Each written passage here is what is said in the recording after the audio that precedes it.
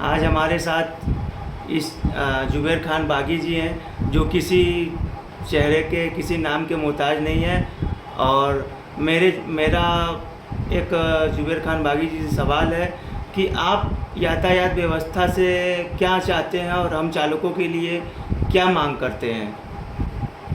क्योंकि सबसे पहले तो समझना पड़ेगा हमारे चालक साथियों को कि इस वक्त पूरा बनारस, पूरा प्रशासन, पूरा यातायात विभाग, चौकी, थाना, मतलब जितनी भी उनके पास ताकत है वो सारी ताकत इस वक्त ई रिक्शा चालकों पे और ऑटो रिक्शा चालकों पे झोंक दिया है प्रशासन पिछले 1 महीना से। लेकिन प्रशासन से मेरा एक सवाल है, ये है वो बार बार जाम की समस्या के लेकर आरोप लगाते हैं ऑटो रिक्शा और ई रिक्शा चालकों पर। तो क्या बनारस में केवल ऑटो रिक्शा और ई रिक्शा चालक ही जाम की जिम्मेदार हैं? उन्हें सड़क पर चलने वाली पटरियां, एक भी पटरी ऐसी बची है जहां दुकानदारों को कब्जा ना हो। अगर दुकानदार नहीं है तो कोई ठेले वाला है, ठेले वाला नहीं है तो किसी न किसी तरह से उस पटरी को अवरुद्ध करके रखा गया है। चलने की जगह नहीं है पटरी से, मजबूरन पैदल यात्री सड़कों पे चलता है। इससे रोज़ दुर्घटनाएं हो रही हैं, रोज़ सैकड़ों लोगों को चोटें लगती हैं। तो ये प्रशासन पैदल चलने वाली पटरियां कब खाली कराएगा? दूसरा, बनारस में लमसम लाखों 4 चक्का गाड़ियाँ, कोई व्यापार के नियत से, कोई दर्शन करने के नियत से, कोई अस्पताल डॉक्टरों से मिलने के लिए डेली आ रही हैं। उनके लिए क्या व्यवस्था बना रहे हैं? एक गरीब ऑटो चालक, ई रिक्शा चालक इनको मिल गया है, इसको ऐन कौन प्रकरण से कैसे इसको दबाएं, कैसे इसको रोकें, कैसे इनकी रोजी रोटी को छीनें, इस तरह के रोज नए नए या जो है सिस्टम ये लागू कर। अब आरटीओ विभाग ले लीजिए, पहले सारे चीज ट्रांसफर, पता चेंज, तमाम चीज़ें आराम से हो जाया करती थी। अब आपकी गाड़ी ट्रांसफ़र नहीं होगी, आपकी गाड़ी पे अगर आपने घर बदल दिया है तो पता नहीं चेंज होगा। और अब तो हो सकता है आने वाले दिन में करने के हम फिटनेस भी नहीं करेंगे, आने वाले दिन में कुछ और कहते हैं। तो ये तरह तरह के जो ये तिगड़म लगा के बनारस के रिक्शा चालकों को प्रताड़ित करने का काम प्रशासन के लोग कर रहे हैं, शासन के सहयोग से। तो शासन के लोग भी सुन लें, 2027 में चुनाव आएगा।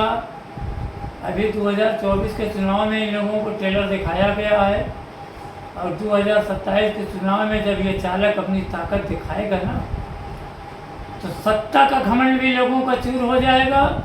और ये तो प्रशासन में बैठे हुए अधिकारी राजा बने हैं, उनकी राजा बन के जो तानाशाह किस्म का फरमान जारी कर रहे हैं, उनकी तानाशाही भी है। जुबैर खान बागी साहब, ये बताइए कि जो रूट लगी हुई गाड़ियाँ, स्टिकर लगी हुई गाड़ियाँ हैं, उनको भी जोन में बांटा गया है, और उनको जोन में बांटा गया तो वो दूसरे जोन में चले जा रहे हैं, उनके साथ शोषण हो रही है और उनको उठा के सीज कर दिया जा रहा है, बंद कर दिया जाए। इस पर आपका क्या राय है? भाई, इनका एक सूत्री कार्यक्रम है, किसी तरह इनको खत्म करो।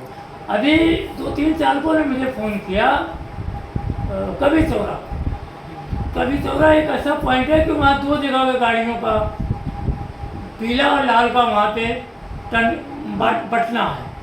तो इस तरफ पीला, उस तरफ लाल। तो जब लाल वाला अपने साइड था तो उसकी गाड़ी को उस साइड कराया गया, पीले वाले साइड, और पीले वाले साइड करा के उसकी गाड़ी को बंद कर दिया गया कि आप जो है अपने जोन से बाहर आ गए। इसी तरह रथ यात्रा पे ले लीजिए आप, एक तरफ भेलूपुर यानी हरा जो ग्रीन जोन, दूसरी तरफ सिगरा यानी येलो जोन, पीला जोन। अब वहाँ पे क्या होगा? अगर हरा जोन वाला गलती से पीले जोन में आ गया तो वो तो कसूरवार हो जाएगा, उसको तो उठा के बंद कर दो। अरे ऐसी परिस्थितियों में पूछो क्यों आया, किस परिस्थितियों में आया है? किसी को हो सकता है कोई मजबूर पैसेंजर हो, कोई उसकी अपनी मजबूरी हो, तो उसको समझा के उसको उसके जीवन में भेजने का काम करो। आप तो रोड पर लेके सुबह 7 बजे निकल जा रहे हो, डंडा लाठी लेके, जैसे आतंकवादी पकड़ने चले हो। अरे सर, ये आतंकवादी नहीं है, ये बनारस के लोग हैं, ये वो लोग हैं जो अपने परिवार का रोजी रोटी चला रहे हैं। आपको तो नौकरी मिल गई है, लेकिन इनको नौकरी नहीं मिली है, तो इन्हें जीने के लिए कुछ तो करना होगा परिवार। लेकिन ये चीज़ प्रशासन को समझ में है, लेकिन जिस दिन ये ख़त्म हो जाएंगे, प्रशासन क्या करेगी? घंटा बजाएंगे लोग चौराहों पे खड़े होके? तो ऐसा ना करे कि उन्हें घंटा बजाना। तो आप ये चाहते हैं कि आप सारे यूनियन को और आपके साथ बैठकर शासन प्रशासन बैठ के रूटों का समीक्षा करे और इसको रूट का सही आकलन लगा के इसको जो है रूट सही किया जाए। भाई जैसे अभी बनारस के सारे ऑटो और ई रिक्शा यूनियन के लोग गए एसपी ट्रैफिक के साथ, उनके पास समय नहीं था, कह रहे कल आओ। समय नहीं है बात सुनने का अधिकारियों को, कौन बात करेगा? किससे बात किया जाए? अब तो एक ही रास्ता बचा है, न्यायपालिका। मजबूरी है। अभी हम न्यायपालिका जाएंगे, वहाँ अगर स्टे मिल गया तो फिर पुरानी व्यवस्था लागू होगी, लेकिन पुरानी व्यवस्था भी उचित नहीं थी। व्यवस्था बननी चाहिए, बनारस जाम से मुक्त होना चाहिए, चालक स्मार्ट सिटी में स्मार्ट होना चाहिए, लेकिन प्रशासन ये काम नहीं करता। अब इनका जो रूट वाइज जो सिस्टम है, वो जो पहले हम लोग कह रहे थे कि लूट का जरिया बनेगा, बन गया। जगह जगह लूट शुरू हो गई है, 500 दो 400 दो शुरू है। ये तो हकीकत है। बनारस में सीसीटीवी कैमरे लगा ले, लगे हुए, निकाल के देख ले, हर चीज़ के लिए सीसीटीवी कैमरे निकल जाते हैं। अच्छा बागी जी, ये बताइए कि आप लगातार स्टैंड के मुद्दे को लेकर चल रहे हैं और फिर से टेंडर हो गया बनारस में और चालकों से 10-10 रुपये की वसूली हो गई, तो क्या आपकी मांगों को मांगेगा? स्टैंड की मुद्दे को लेकर जो स्टैंड की मांगों को आपकी मांग थी उसको माना गया? अभी कागज पर स्टैंड है ना। अभी जो उन्होंने रूट बनाया है, हर रूट पे उन्होंने जो उनका जोड़ वाला पॉइंट है वहाँ बाकायदे स्टैंड बनाया है। कागज पर है ना, जमीन पर है चाहे गाड़ियाँ तो कागज पर चलती है, जमीन पे कहाँ चलती है? खड़ी होंगी कागज पे, चलेंगी कागज पर, सब काम कागज पर होगा, लेकिन ये चेकिंग जमीन पर करेंगे। तो आगे आपका जुबेर खान बागी जी, एक आपका वीडियो बहुत वायरल हुआ था थैला वाला, क्या वो थैला हटा या फिर उसी तरह लगा या कोई दूसरी व्यवस्था लग गई? करप्शन तो खून में घुस चुका है, वो ख़त्म नहीं हो सकता। हाँ, तरीके बदल जाते हैं, तरीके बदल जाते हैं। आपने देखा होगा आज से 15-20 साल पहले ट्रैफिक चौराहे पे या ट्रैफिक वाला अगर चौराहे पे किसी से पैसा लेता था तो टोपी के अंदर लेता था या इस तरह लेता था कि दूसरा कोई देखे नहीं। आज तो खुलेआम चौराहों पे मोलभाव हो रहा है। ट्रैफिक होमगार्ड या कोई भी प्रशासन के लोग, जो लेन देन हो रहा है खुलेआम हो रहा है, सौदा तय हो रहा है, इतना दे दो, नहीं इतना ले लो। तो जब ख़त्म हो चुका है ये संविधान, ये ईमानदारी, ये सब चीज़ें अब भूतकाल हो गए हैं। तो बागी जी, आपका प्रशासन से क्या मांग है कि हम चालकों को कैसे व्यवस्थित कर सकें? आप अपनी राय हमें बताइए। प्रशासन अगर समझ जाएगा तो प्रशासन के लिए अच्छा होगा, नहीं समझेगा तो प्रशासन भी इसका खामियाजा भुगतेगा और इसका खामियाजा सत्ता भी भुगतेगी।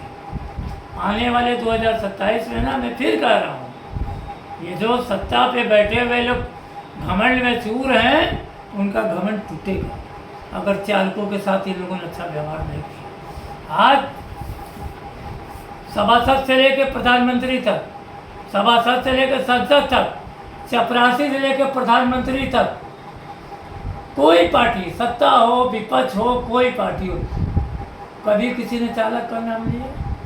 इतने जब चुनाव आते हैं, मैनिफेस्टो बनता है, गारंटी पत्र, फलाना ठिकाना, क्या क्या लोग बनाते हैं, कहीं चालक शब्द का इस्तेमाल होता है? सदनों में इतनी बहस होती है, किसी सदन में किसी ने चालक की समस्याओं पे आज तक बात की? क्यों? जबकि चालक सबसे मजबूत व्यक्ति है देश में और दुनिया में, लेकिन चालक को इन लोगों ने किया क्या है? बांट के रखा है। कोई ऑटो यूनियन बनाया है, कोई रिक्शा यूनियन बनाया है, कोई विक्रम यूनियन, कोई ट्रक यूनियन, कोई बस यूनियन, लेकिन चालक यूनियन कोई नहीं बनाता, क्योंकि ये सरकार को भी पता है, ये लोगों को भी पता है कि जिस दिन चालक एक हो गया, उस दिन ये प्रशासन क्या, सरकार घुटनों के बल पे आके और चालकों की समस्याओं को सुनेंगे और उनकी बात को मानेंगे। तो ये जो सरकारें हैं, ये लोकतंत्र की भाषा नहीं समझती, ये संविधान की भाषा नहीं समझ रही, ये भीड़तंत्र की भाषा समझ रही हैं। किसान ने दिल्ली बॉर्डर को घेरा साल भर, प्रधानमंत्री, इतिहास में पहली बार हुआ कि बना हुआ कानून वापस लिया गया और देश का प्रधानमंत्री टीवी पे आके माफ़ी मांगा। NRC आंदोलन में जब जगह जगह शाहीन बागों में के नाम पे शुरू हुआ, अंत में प्रशासन उसको ठंडे बस्ते में सरकार ने डाला। बागी जी ये बताइए कि आगे जो RTO विभाग जो है कि नया रजिस्ट्रेशन तो बंद कर दिया गया, ये हम लोगों, ये सभी की मांग थी, लेकिन ये जो खरीद बिक्री वाली गाड़ियों का रजिस्ट्रेशन आप प्रशासन से मांग करेंगे इसको खोला जाए? देखिए, प्रशासन जो ये खरीद फरोख्त बंद किया है, ने जो ट्रांसफ़र बंद किया है, ये सरासर गैर कानूनी फरमान है। लेकिन अफसोस मुझे होता है कि यहाँ की कोई भी यूनियन, किसी भी संगठन के लोगों ने इस पर आवाज़ नहीं उठाई, RTO विभाग से बात नहीं की। मैं तो एक में बात किया, 1 हफ्ते का समय लिया था, वो भी पूरा हो गया। आज भी मैं गया था, मैं इस मुद्दे को कल जो बैठक होगी RTO विभाग की, मैं उसमें उठाऊँगा, 2-3 मुद्दे कल मैं उठाऊँगा। जैसे जो परमिट पे इन्होंने हर महीने 300 रुपया फाइन रखी, इसको उठाऊँगा। ये रजिस्ट्रेशन है, और ये तमाम जो अभी आपने सुना, आज तत्काल फिटनेस के रसीद नहीं काटेंगे। मतलब घर की खेती है कि आपको जब इच्छा करेगा आप बंद कर दोगे और जब इच्छा करेगा चालू करो। हम लोग बेवकूफ़ हैं, हम लोग ताली बजाएंगे। अगर आप बंद कर रहे हैं तो उसको पेपर में गजट कराइए 1 दिन पहले। जो आदमी कहीं से पहुंच गया आपके यहाँ लेके, आपकी जो पुरानी व्यवस्था चली उस व्यवस्था के आधार पे, और वहाँ आपने तो तत्काल व्यवस्था बदल दी, तो उसका तो दिन भर नुकसान हो रहा है, उस नुकसान की भरपाई कौन करेगा? या बागी जी, आप लगातार RTO विभाग को देख रहे हैं, उनसे लगातार बराबर संपर्क में हैं। एक RTO विभाग का आज एक मैसेज आया फिटनेस को लेकर कि कोई भी गाड़ियां जो डायरेक्ट फिटनेस के लिए जाती हैं अब डायरेक्ट ना जाके अपॉइंटमेंट के तहत जाएंगी। और दूसरा फरमान ये था, तुगलकी फरमान RTO विभाग का, कि गाड़ियों में वो ई-रिक्शा के गाड़ियों में वाइपर लगा हुआ रहेगा तभी उसका फिटनेस होगा। इस पर अपनी राय बताइए। भाई कहा ना कि ये तो इनको प्रकरण से ई-रिक्शे को खत्म करने का काम कर रहा है। उसमें कंपनी नहीं लगा के देती है, उसमें कंपनी वाइपर लगा के नहीं देती है, तो चालक कैसे लगाए? मतलब ऐसे ऐसे फरमान जारी कर रहे हैं जिनका कोई वजूद ही नहीं, जिनका कोई मतलब ही नहीं। तो मैं कहा ना कि इनका एक ही लक्ष्य है कि इन ई रिक्शा चालकों को किसी तरह खत्म करने का प्रयास, जितने खत्म कर सकते हैं अपने शोषण से, अपने तुगलकी फरमान से, जितना इनको कस सकते हैं कसते हैं और इनको खत्म। आप बागी जी, रिक्शा चालकों के लिए आपका अगला कदम क्या होगा? देखो, मेरी तैयारी कोर्ट के भी है जी। मैं 5 तारीख को इनकी बैठक को देखूंगा, 6 तारीख को संडे, 7 तारीख को इलाहाबाद चलूँगा। एक न्यायपालिका है ना देश में, एक उम्मीद है ना, तो मैं न्यायपालिका के पास जाऊँगा कि वो हम लोगों के साथ न्याय करे, वो भी देखे। आप 600 रुपया बस से बड़ी बसों से, टोटो से, ऑटो से, हर कोई से 600 रुपया पर पैसेंजर टैक्स ले रहे हैं। ऑटो में 3 सवारी बैठी है, 1800 रुपया टैक्स दे रहा सालाना। टोटो को आप 4 सवारी में पास किए, 2400 रुपया सालाना टैक्स ले रहे हैं। ऑटो चलेगी, सारी गाड़ियाँ, बस चलेगी, जहाँ मन करे वो भी 600 रुपया ही पैसेंजर का टैक्स देती है। और हम भी 5000 रुपया फिटनेस का अगर फेल है जुर्माना देते हैं। ट्रक भी देती है, बस भी देती है। जितना डीएल का जुर्माना उनके ऊपर, उतना डीएल का जुर्माना हमारे पर। जितना इंश्योरेंस का जुर्माना उनके पर, उतना जुर्माना हमारे पर। तो जो चीज़ें बड़ी गाड़ियों पे लागू है वो चीज़ मेरे पे लागू है।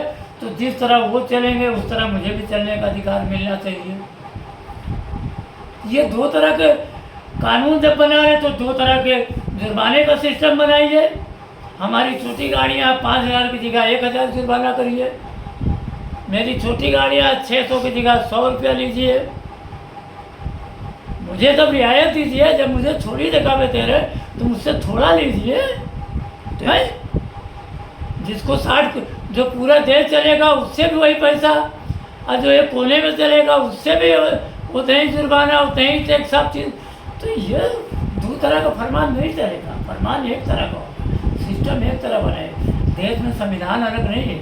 देश में संविधान सबको ऊपर, जितना प्रधानमंत्री पे लागू है उतना मेरे पे भी लागू है। तो जितना बड़ी बस पे लागू हो उतना टोटो पे भी, रिक्शा पे भी लागू हो। ये 2 तरह का फरमान, तो 2 तरह का फिर उनके पास जुर्माना, उनके फीसें, उनके टैक्स आप तय करिए। हम तैयार हैं। कहीं ना कहीं बागी जी, प्रशासन का निगाह शहर में ई रिक्शा चालकों को कम करना भी है। दूसरी वजह ये है कि जो 60 नई बसें मिर्ज़ा मुराद में खड़ी हैं उनको शहर में चलवाने के बाद प्रशासन का प्लान आगे का चल रहा है। इस पर अपनी राय रखिए। ये तो पूरा देश कर रहा है। ये पूंजीपतियों की सरकार है, ये अंबानी और अडानी की सरकार है। ये जो बसें आएंगी किसकी आएंगी? आपकी और हमारी। ये अडानी अंबानी जैसे लोगों की बस होंगी ना। एक आदमी 100 बस चलवा लेगा, उसमें 200 ड्राइवर और कंडक्टर, लेकिन वहीं यहाँ 25,000 परिवार जी रहा, 25,000 लोगों का परिवार जी रहा है। तो उनका लक्ष्य है गरीबी खत्म ना करो, गरीबों को खत्म करो। तो पूरा देश कह रहा है कि ये पूंजीपतियों की सरकार है, तो बस पूंजीपतियों की है। अब काशी को भी पूंजीपतियों को हवाला करने का प्रयास है। काशी वासी बैठ के ताली बजाएंगे। इनका सांसद गुजरात से, इनका मेयर बलिया का है, इनके जितने ठेकेदार, जितने काम हो रहे सब गुजरात से आए हुए लोग कर रहे। बनारसियों का क्या मिला है? टोटो चलाओ और प्रशासन का शिकार हो, ऑटो चलाओ प्रशासन का शिकार हो। और क्या कर सकते हो? आपके पास क्या धंधा है, क्या रोजगार है आपके बनारस में? कितनी फैक्ट्रियाँ हैं, कितने कारखाने हैं? सरकार के पास रोजगार तो है नहीं। वो तो कहती है पकौड़ा बेचो, है वो तो पकौड़ा बेचती है, पकौड़े को रोजगार मानती है। सभी पकौड़ा बेचेगा तो खरीदेगा कौन, ये नहीं बताती। तो बागी जी, जो लगातार ई रिक्शा चालकों के प्रशासन खिलाफ कार्रवाई कर रही है, हर थाने में लमसम 500 से 500 गाड़ियां हर थाने में खड़ी हैं, उसका कसूरवार कौन है? देखिए, होमगार्ड से लेके कमिश्नर तक सभी रोड पर उतर चुके हैं किसी ना किसी रूप में। तो आप ये समझ लीजिए, ई रिक्शे को पूरा प्रशासन मिलकर दबोचने के प्रयास में है। अब इस दबोचने में कितने बच जाते हैं वो उनकी नसीब, वरना वो छोड़ने के मूड में नहीं है। वो ये कौन प्रकरण से आपको खत्म करने के मूड में है, क्योंकि पूंजीपतियों को बस चलाना उनकी प्राथमिकता है। अगर पूंजीपतियों की बस नहीं चलाएंगे तो बनारस में यहाँ अधिकारी रुक नहीं पाएंगे। इसलिए सारा खेल जो है पूंजीपतियों को लाना और बनारस के लोगों को बेरोजगार करना, यही एक लक्ष्य है उनका। ठीक, चलिए हमारे साथ बड़ी बेबाकी से बागी जी अपनी राय को रखें। इसी कहते हैं ना, देखिए जी, लोग कहते हैं कि जो पूरे शहर में जोरों से चर्चा है कि मैं बहुत बड़ा फसाती हूँ, क्योंकि सच बोलने का आदी हूँ और सच बोलना बगावत है, तो मैं बागी हूँ। जुबेर खान बागी है। इसी के साथ अपनी बड़ी बेबाकी से बात अपनी रखें। बागी साहब, इसी के साथ नमस्कार।